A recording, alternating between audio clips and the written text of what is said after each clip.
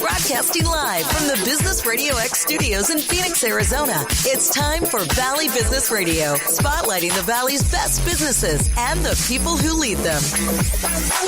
Hello and welcome to Valley Business Radio, where we tell the stories that traditional media tends to ignore and help connect you with the right people. I'm your host, Dr. Adrian McIntyre, and I'm joined in the studio today by Fred Bueler from Chasse Building Team and Ellen Clark, Vice President of Heidi's Village. Welcome to both of you. Thanks for having us. Hi.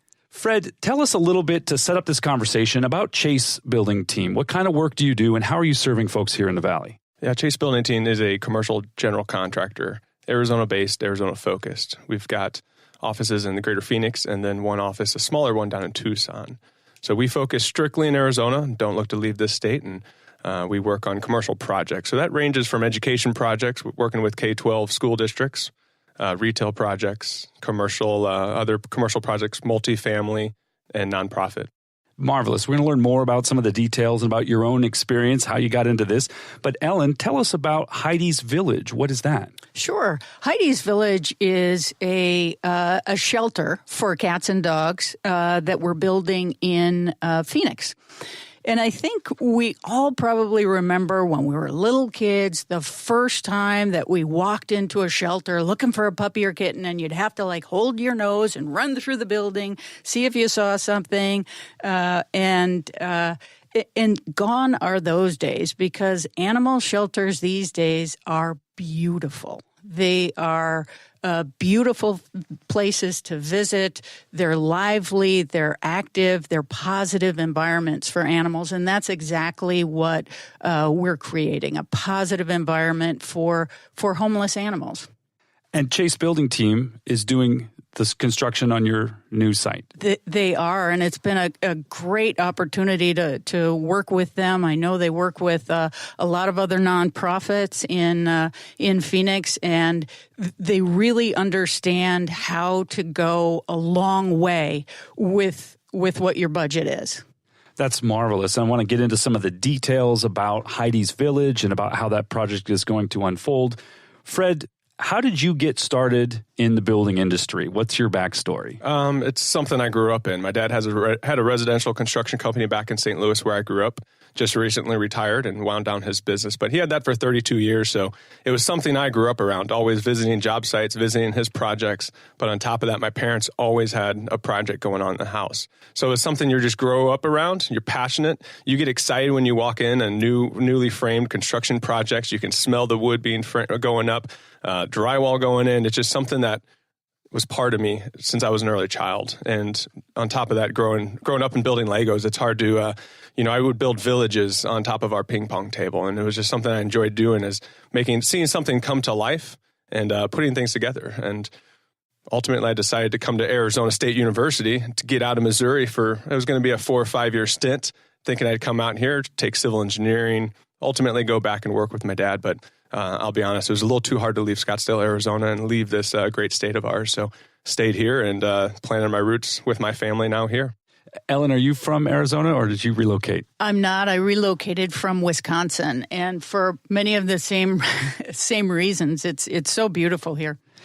Same here. I mean, I came from California. It's funny, the more business owners, business leaders that we interview in here, the more I realize that there is a lot of different things that bring people to Arizona. Obviously, some people are born here and I get a unique perspective on this state I now call home from them. But, it's the same with us. It's something kind of random. I didn't come for university 6 years ago. My wife and I moved here to house sit for 4 months, and we're still here. We moved out of that house, but we're still here. I'm fascinated by this childhood experience with Legos. I have 2 small boys. And they're building things all the time. At what age did you kind of start to think that maybe this was something more than just toys, that you would actually follow in your dad's footsteps? Was it something you always thought you would do, or was there a moment of I'm never doing that, and then you're like, well, no, maybe I will? I think there was many years I thought I'd never do what my dad did. You kind of want to do something different, but then at the same time, everything was pulling me towards that direction of construction. So it was hard to get away from it. So it was probably towards the end of high school that I realized I do want to be in construction. It's a great career. It's a great opportunity. It was a family business. A lot of my family had been in different trades, from painters to woodworkers. So it was something I think that was just innate in me. And then going to college at Arizona State University, I ultimately did 5 internships, a few with general contractors. And even at that point, I was like, I'm not sure this is what I want to do. Worked for engineers, worked for residential home builders, worked for developers. So I had a broad sense of kind of a broad opportunity to see a lot of different things, and ultimately landed with Chasse Building Team. And it's been a great opportunity. Now, tell us a little bit about the company itself. How did Chasse Building Team get started, and what's been some of the path that it has followed to where we are today? Well, in 2007, Barry Chasse was working for a large general contractor. He was running an office here locally, their Phoenix office. If we all remember, that was the heyday of construction. Everything was booming. There was more than enough work to go around. And I think the work-life balance of everybody was getting a little off tilt. It was getting a little crazy. And Barry decided at that time, at the peak, August of 2007, that he said he wanted to start a new company. His own company, kind of cater to the clients and owners and architects. He had a sense that people were starting to get away from that. And if he had an opportunity to work and truly focus on the owner's needs, that he could create something great. He wanted to be a small company. Fortunately, he did not have a crystal ball, because he didn't realize that in 2 months the market was going to crash. Right. He didn't know it was a peak. No. It just seemed like it was good. It was great. And if he wanted to do a $20, $50 million company, it would be easy. But as luck would have it, about 3 months later, everything crashed. We all remember the worst recession. But fortunately for us at that time, we were small, we were very nimble, and we were really able to navigate out of that market. And how did that happen? Were you there? When did you join the company? I joined that first year with him. Okay. So we were about 15 employees, doing about $18 million in 2008. But we stayed nimble, we stayed lean, we stayed really small for those first 4 or 5 years as we navigated through the market. Because prior to that, no one was chasing, all these large general contractors weren't chasing these small projects. And then right when Chasse Building Team got started, all of a sudden everyone was chasing after the same project. So it became pretty intense. But we had the opportunity where we were lean and able to pursue and create something for our clients that everyone was looking for. And Barry had a great reputation within Arizona, within our industry. So he was a great leader, and I think he brought a lot of clientele over to him. Obviously, in an industry like this, your expertise in executing projects is, and the kind of portfolio that you can show folks is a big part of your reputation, but relationships are probably even more important.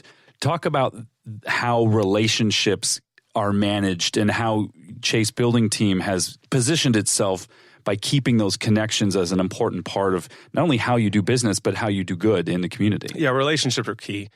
We look at every project that we go into as we're basically entering a long-term relationship with our clients. Most projects are 6, 12, 18 months. So you're basically entering into a marriage with them. So we want to make sure that it's an enjoyable process for them. Depending on the type of project, it can be cumbersome to the site. It can be very busy for our clientele and for our architects. So we want to make sure that when we start a project, that it's going to be a great process for them and the end user. So we really focus on 3 things. Passion. If we walk into every project and we're passionate about, you'll see Ellen when she talks about Heidi's Village, how passionate they are about that. We have to bring the same passion because we want to make sure at the end of the day, they're extremely happy. Partnership. The construction industry and the architectural world has changed drastically from 20 years ago when it was more of a push-pull, combative environment. Now it is a partnership between the owner, the architect, and general contractor. So we have to make sure that we are partnering with the entire team because, again, it's a long-term relationship. And then lastly was reputation, which kind of goes on to that original question you had. We have to have a great reputation in our industry because every sector we're in, it is a very small industry, and our reputation is everything. So make it a great process for our owners and clients, be passionate about it, have fun, and turn over a great product to our end user. And you serve a lot of different types of clients in a handful of specific niches, the public projects you do, government projects, the nonprofit, the private sector, education, communities of faith. Talk a little bit about some of the projects that really stand out for you as really a paradigmatic, that's a big word, paradigmatic example of what Chasse really does best? Yeah, so we work in the nonprofit, which is, we'll talk a little bit about Heidi's in a bit, but we've worked on Upward Foundation, which is in Uptown Phoenix. We worked with ICANN, which is improving Chandler area neighborhoods, and then Boys and Girls Clubs. Down the street from this radio station, we actually did the Bob Parsons Foundation, their Boys and Girls Club facility just a few miles down the road. Barry Chasse has sat on the board with Boys and Girls Club. So community and being involved with nonprofits is one arm of our of our company. Additionally, we work in the education, so we do a lot of K-12 projects. So we've worked with Madison Elementary School District, which is not too far from here, Scottsdale Unified, and we're building a brand new high school out on the west side with Tolleson Union right now. And then additionally retail, but retail has been a little bit slower. Obviously, it's taken a lot longer for a rebound as the retail market is changing. E-commerce is making a push. So the dynamics of that has changed pretty drastically. There aren't those big boxes anymore like Tempe Marketplace and Desert Ridge. But one great example is Town & Country. Town & Country at 20th Street in Camelback. It was an old facility, old retail center that was built in the 50s and had continuously been remodeled. We've been on that project since 2012. And we're about to start probably our 7th phase of that. So they've done a tremendous job of bringing that up to current times and what the end users are all looking for.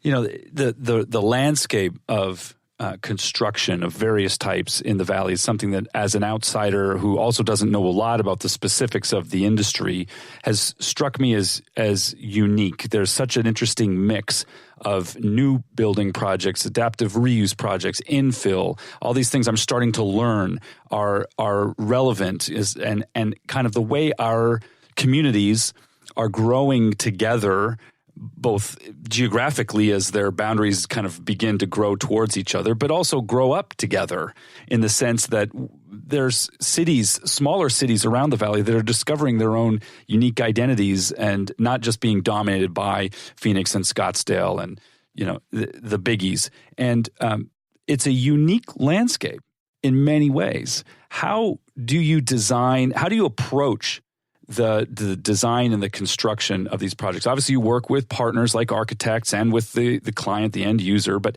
how does the process play out, and what's the unique kind of perspective or DNA that Chasse is bringing to each project? When we work with owners, architects, subcontractors is a critical component of it. Working with our subs is key. You mentioned infill projects. Infill projects have become much more prevalent in the last 10 years, especially as millennials have come up. Everyone wants things downtown and urban areas where they don't have to drive far. They can walk places. So working on those types of projects are drastically different than working on out in the farm fields out in Queen Creek as that town was being developed. But there's a tremendous amount of infill projects that are happening. We built the Crescent Highlands community project over there at 16th Street and Highland, and you're building basically on postage stamps. So a lot of our projects have changed where you have to approach it differently from staging and laydown area and working with subcontractors that know how to work in tight, confined spaces. But ultimately, that's kind of where all of our market has shifted towards the last 10 years to this infill and, as you mentioned, adaptive reuse. Ellen Clark, Vice President of Heidi's Village. Talk to us about the Heidi's Village project. I mean, it's not only one of the many in the Chasse Building Team's portfolio, but it's got a very special mission and history as well. What can you tell us about Heidi's Village? Who's Heidi, and what's the village concept all about? Sure. Virginia B. Jauntis, also known as Ginny, is a philanthropist in Phoenix. She is incredibly generous to nonprofit causes like homelessness, children's issues, animal welfare, and she had a dream of creating an environment that would be kind of a stopping point for homeless animals on their way to a long life. And she was in the real estate business. She met a woman who was selling her house who had a dog by the name of Heidi. Heidi was a schnauzer, beautiful little dog. And Heidi's owner became ill, needed to sell her house. And Ginny basically developed a very close friendship with Heidi's former owner. And when she passed away, she asked Ginny if she would keep her and take Heidi. And Ginny took Heidi, and the dog made such an impact on her that the creation of Heidi's Village, a true village for animals, came to be. We're going to be located. We just broke ground last month, and it is on 5 acres of land. It has 24 different little dog parks for dogs to run around. We're going to have a bone-shaped pool. We even have outdoor spaces for cats, contained outdoor spaces, but spaces for cats to play and enjoy while either they're recuperating or until they're able to find a forever home. I will say Ellen and Ginny did not spare any details on this, and it's going to be a tremendous facility, not just for the dogs and cats, but additionally for the community. You know, it's going to be, they didn't miss any details for the exteriors, but as well for the dogs. Everything that they built and designed was around the dogs and cats for their comfort level, to make sure that they have the best place to be until they're adopted. But additionally, from the exterior, when you're driving by this, it's going to be a jewel of the community. So they did not spare any details, and I think it's going to be probably the best animal shelter in the state of Arizona, if not one of the top across the nation. And again, like I said earlier, when you think of animal shelters, you kind of get a little sad when you're thinking when you were younger and they were always kind of dingy and dark and concrete and industrial colors and echoing and stinky, and it's not at all that way anymore. Where's the location? It is on 40th Street and Van Buren. And what are some of the other unique features of Heidi's Village, in addition to the bone-shaped pools and some of the other little touches, which the dogs may or may not realize are for them, but they'll love the pool. I have no doubt about that. What is it that makes this different? Sure. One thing, and it's a big thing, that makes it different is we want to collaborate with a lot of organizations in the animal welfare community in Phoenix and the surrounding area to provide temporary shelter for animals that they either currently have or that they could take in if they had room. And many of the animals may very well come through Maricopa Animal Care and Control or as a stray on the street. And we'll hold them temporarily for one of 100 rescue groups in the community, provide medical intervention at subsidized rates for the medical and housing.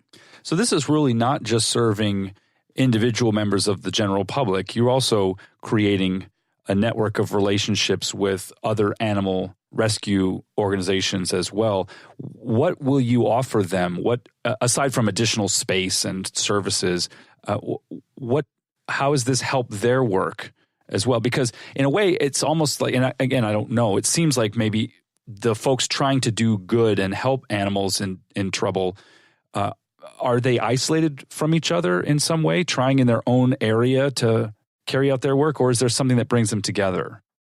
I think there are different organizations that bring them together. There are many animal rescue groups that specialize in certain breeds or specialize in behaviorally challenged animals or are just somehow specialized. The common thread is that there are many animals that need help in our community, and we'd like to try and help them all, but sometimes you just don't have the space. You have a network of foster families available, but when they get filled or when one of the animals in that foster becomes sick, then they're not available for a period of time. And what makes Heidi's Village incredibly unique is that we have 6 buildings for dogs and 2 buildings for cats. And each of the different wards in those buildings, again, have their own little play yard, but they can be those animals can be contained in that area. And if one breaks out with kennel cough, it's not the entire population of animals that are going to be affected, but just that isolated small ward. So, for example, we're never going to keep more than between 10 and 12 animals in any particular ward, in any dog ward. And so that contains it. This time of year, what's very common in shelters is a breakout of parvo or kennel cough or upper respiratory infection. And when you have a very small number of animals housed together, then the instance of passing the illness on is much more limited. There's a history that many people probably don't realize about the progressive movement to take better care of animals, the animal rights movement, if you will, and its relationship with similar initiatives to take better care of humans and human rights. Most people don't know that the publication of Black Beauty, which was focused on horses and abusive treatment of horses, was one of the things that helped to spur Quakers and others to take more direct action against slavery and against unequal treatment of other human beings as well. And I'm just fascinated by the way in which some of these threads in our shared history seem to come together. How did you, Ellen, find your way to this particular cause? How did you come to be connected with Heidi's Village? And what's your backstory about, when did animals and people become important to you? I have, for the past 30 years, been involved in nonprofit management. My background, I started in the arts. I'm an art history major. My parents were very worried about me. What are you going to do with that? What can you possibly do with that? And I started in the visual and performing arts in management. And when I heard about an organization in Milwaukee called the Wisconsin Humane Society, it was a brand new facility. It was beautiful. It had just opened. I went and visited, and I was just absolutely amazed. That was my introduction to animal welfare and how it is not the way it used to be. It is a thriving environment for cats and dogs. And you're successful every time an animal leaves the building. You've found a forever match. And when I moved to Phoenix about 13 years ago, I still remained in animal welfare at an organization called Altered Tales, which is a spay-neuter clinic. About 3 years ago, my wife graduated from medical school, and we were going to have to move out of state. So I left my position at Altered Tales, and lo and behold, she got a residency here in Phoenix, in Scottsdale. So I maintained my residency here, and I got a call one day from a woman named Ginny, who got my name from someone else in animal welfare and found out that I was available to help create this organization. And it's been a great ride ever since. It's been wonderful.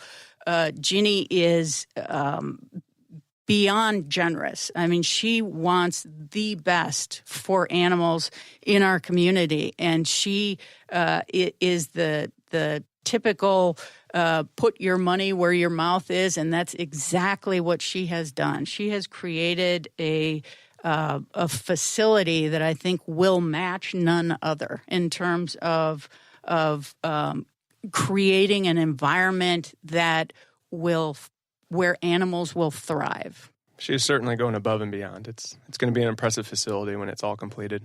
Well, it's fascinating to me that even though the nonprofit world that you come from, Ellen, and the construction world that you come from, Fred, are very different, both in terms of their scope and their the scale of the projects and all that. That something you both have said strikes me as being very much the same. And that is that within small networks of professionals, it's the word of mouth that drives the business or drives the connections that lead you to new opportunities. Ginny, having heard from someone about your history of nonprofit expertise, your passion for animals, and the way in which Chasse Building Teams projects, are either repeat clients or word of mouth, somebody leaving an organization, going to another organization. These aren't the common things most people would think drive the success of a business or of a nonprofit organization, but relationships really are crucial to this. As you look forward, Ellen, to the future of Heidi's Village, obviously there is a lot in the building of the facility itself that is occupying your time. But tell me a little bit about your active and forward-looking relationship building. How are you working on that side of this new facility? Sure. We're always looking to build relationships with other animal welfare organizations. The Arizona Humane Society, for example, Dr. Steve Hansen is the executive director there. And when we were, when all of this was a germ of an idea, I spoke with Dr. Hansen about what he felt were some of the strongest needs in the community. And kittens, neonate kittens kept coming up. And in spring through summer and early fall, there are literally thousands of little kittens that are born in this community. And through either the death of the mom or people unknowingly taking those kittens from the mother, they are orphaned. And they're sometimes a day old, a week old. They cannot fend for themselves. And it is a huge need. So one of the programs at Heidi's Village is a neonate kitten nursery. Kittens that are up to 3 weeks of age need to be fed every 2 to 4 hours, straight through the night. So our neonate kitten center during kitten season will be running 24/7. In addition, many people in our community have a deep, strong love for their animal, but can't always afford the proper vet care.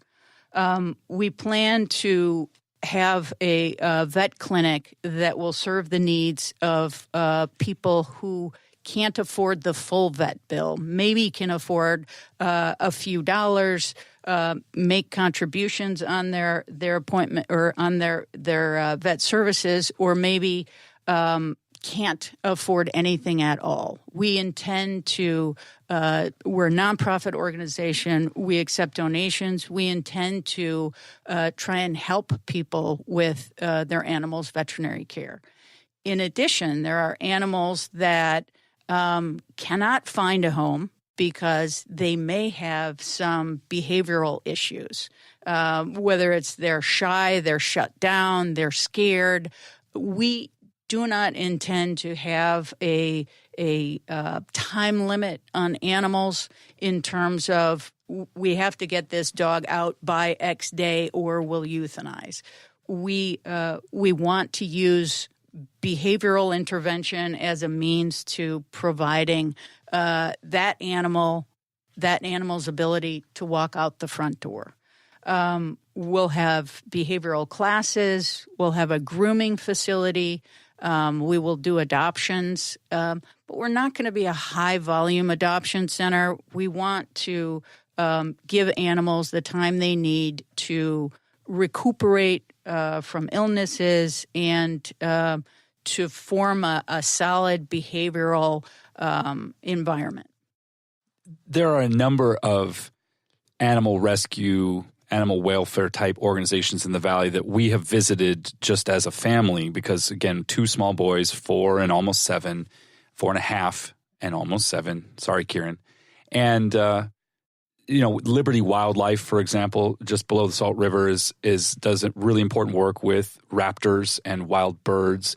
The Arizona Herpetological Society, which is a private facility that focuses on reptiles, and they've got lots of snakes and lots of other things. And of course, I'm aware of many other smaller organizations that deal with domesticated animals. But it's fascinating to me that there is a landscape of animal welfare organizations here in the Valley.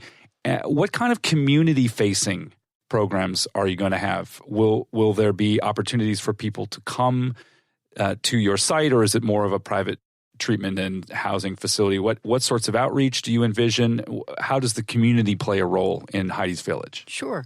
There is an organization in town called PAC 911, and they are an organization made up of over 100 other animal welfare organizations. The largest organizations in town are members like Arizona Humane Society, Arizona Animal Welfare League, HALO, Altered Tales, just a wide variety of organizations. But the most numerous number members are the small rescue organizations throughout Maricopa County. Those organizations meet on an annual basis. Many do adoptions at some of these events. And while we won't be having them do adoptions on our site, we do host regular annual meetings for them once our facility is built. Our facility will be one that's open to the public. Again, for services, for volunteering, for veterinary needs. We just want people to come in and again see that your average shelter these days is much different than long ago. I remember as a kid when my sister and I wanted a dog, and my parents said we should look at a rescue, and we ended up not going that route. But yes, I remember very much the pound. I don't even know if it was an actual what it was or not, but that was the word that was just thrown around, and it was a horrible place. More akin to some of like a third world prison than something that you would want any living thing to be in. So I'm inspired and excited by the project that you're talking about. And I'm also struck by the fact that there are unique features of this build that, are really must pose some interesting challenges. Fred Bueler from Chasse building team, every site is different, and yet some things are the same. Is this the first project of this kind that Chasse has done? And have you had to learn anything specific about animal care in order to execute on this one? This is the first kind for us, yes. And it's definitely a unique project. You've got 5 acres and we're putting 9 buildings on it. And that was designed on purpose for the dogs to make sure that their line of sight is best for them, to make sure that they're not agitated, to make sure that the dogs and the cats have the best lifestyle while they are at this Heidi's Village. So it's a unique project, and it'll definitely be challenging because when you're working on 5 acres that's surrounded by 3 adjacent properties and there's only one way in and one way out, you have to figure out how to flow around that site while you're putting up the large 20,000 square foot or 19,000 square foot 2-story building that's going to have the veterinarian clinic, the adoption center. And then as you flow around the backside, you have 9 or 8 separate buildings. And all these villages that Heidi's Village is designed so the dogs have their space, outdoor, indoor, it's clean. We're making sure that it's going to be a tremendous project when it's all said and done, and we're excited and proud to be part of it. One of the meetings that we had with our architect and our builder, everyone was there, and I kept talking about the materials, how the materials had to be sustainable. They had to be built to last. And so one of the next meetings, I brought my dog in, who immediately walked in and peed on the floor. And I said, this is why we can't have carpeting. There you go. You see? We let the dog run around. He was sniffing outlets, chewing on tables and chairs. It was a puppy. So, and I think they really realized that everything that's in the facility, from our furniture and fixtures, needs to be washable. It needs to not be a transmitter of disease after an animal has been near it, on it, in it, et cetera. So we've got a lot of materials in the facility that will be long lasting, and that'll help maintain the cost. There's operating costs once they open this up, and being a not-profit, you want to keep those down. So having sustainable products throughout the building is going to make it more efficient for them. Additionally, these buildings were designed to be very efficient. So there's the insulation value of the roof, the walls. Each individual village has its own mechanical unit. So they're always going to be at a cool 72 degrees. So the way this was designed was to be efficient both immediately and long-term, to the benefit of Heidi's Village and the nonprofit.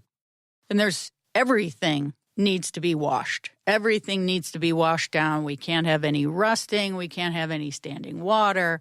So slopes of the floor and the materials can't be materials that a dog is going to chew or a cat is going to scratch and be a vector for disease. Or injury. Or injury, yeah. Right, exactly. We had Scott Hufford from Chasse Building Team here a while back, and he spoke a lot about some of the innovation and technology that's making its way into building sustainable and not only environmentally friendly, efficient buildings for humans, but also really healthy spaces for people. And now it sounds like Chasse is extending this into the world of animals.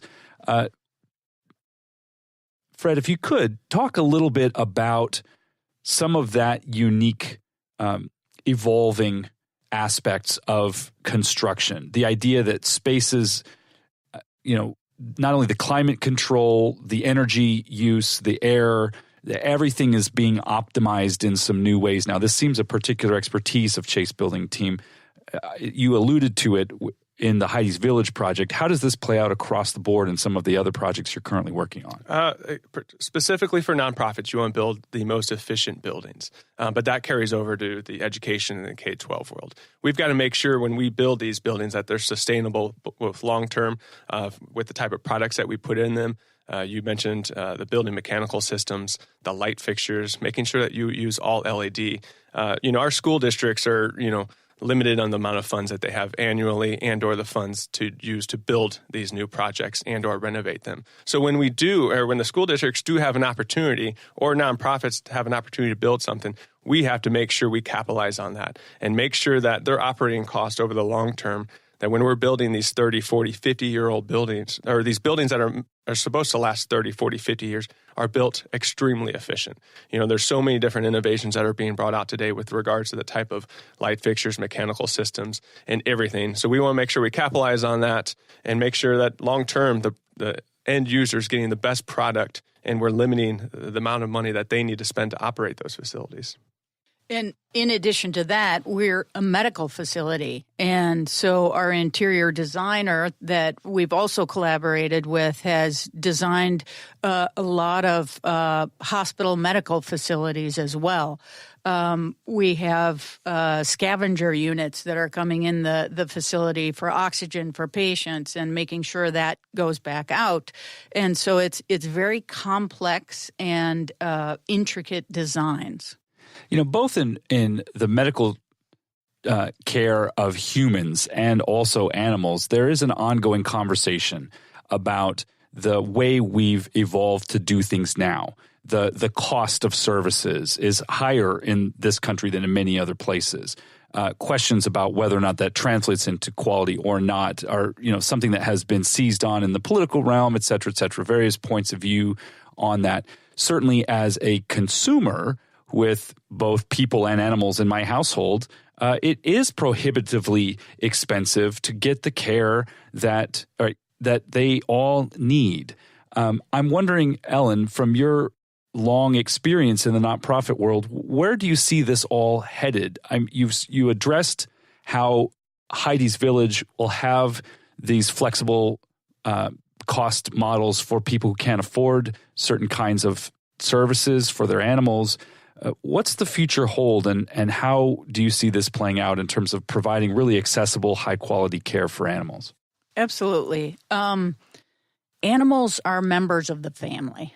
I cannot tell you the number of times that I've talked to friends or neighbors who, oh yeah, we have children too, but this dog is our child right now, and they are a very important part of the family, and they're not gonna scrimp on the medical care for their animals. And I think things have changed in our society. When you used to get a dog or a cat and you'd open the door, let them out, and when they came back, it was fine. You'd throw a bowl of food out every now and then. And that's not the way people care for their animals these days, nor should they care for their animals like that. And it certainly is important for us to provide medical intervention for animals. I think it's a way that society in general should be judged by the way they care for animals. And we're bound and determined to make that a statement that we live by. There was an article, and I'm going to get the actual numbers wrong, so this is just kind of a general talking point. But it was a mental health study of veterinarians. And what the data showed is that somewhere a shocking majority, something like 60, 80%, something that high of veterinarians are experiencing significant life-impacting stress, depression, and anxiety because they're often being put in situations where they have to make decisions they weren't prepared for in veterinary school. And this was fascinating to me as a human scientist, an anthropologist who's interested in the human beings doing this kind of work. Essentially what the article showed was that either they were being asked to euthanize an animal that they did not feel there was a medical reason to do that. It was a cost-saving reason, and that was disturbing to them. Or they were being asked to keep an animal alive when that would clearly only prolong its suffering. So there's clearly some things going on in the world that are placing challenges on people. The whole spirit of this project is entirely different than that. And, it is. And I'm really inspired by what you're doing to create a facility that not only takes the animals but their people into account. Can you speak to some of that commitment and what your goal is for the end user here? Absolutely. I was at a conference not too long ago, and there was a speaker who was a veterinarian. He was head of one of the veterinary schools in the South, and he said that he was talking about when he was a little kid, his dad was a veterinarian, a dog would come in with a broken leg, he would cast it, and he would, the dog would be good to go. The dog might have a limp every now and then or a permanent limp, but the dog was out there and leading basically a normal life. And what that has turned into is now when a dog has a broken leg, we pin it, we provide extraordinary medical care because we would do that for our children. We would do it for ourselves. And the costs are astronomical. I mean, your average person cannot afford something like that. And so I think the discussion in the veterinary community is what is necessary for the longevity of this animal. If we had the money, absolutely, let's do surgery. Let's make sure this dog doesn't have a scar, doesn't have a limp, doesn't have anything wrong with it. But what is necessary for the longevity of the dog? And that has to be a person's choice. And it is the veterinarian that has to educate the owner and not just push the Ferrari of options, but also what's manageable for the owner. Fred, there's challenges in the construction industry as well with regard to cost, the cost of labor, the cost of materials, shortages in the workforce. As demand for building projects increases, the supply of skilled labor, for example, is something that must also be on the horizon.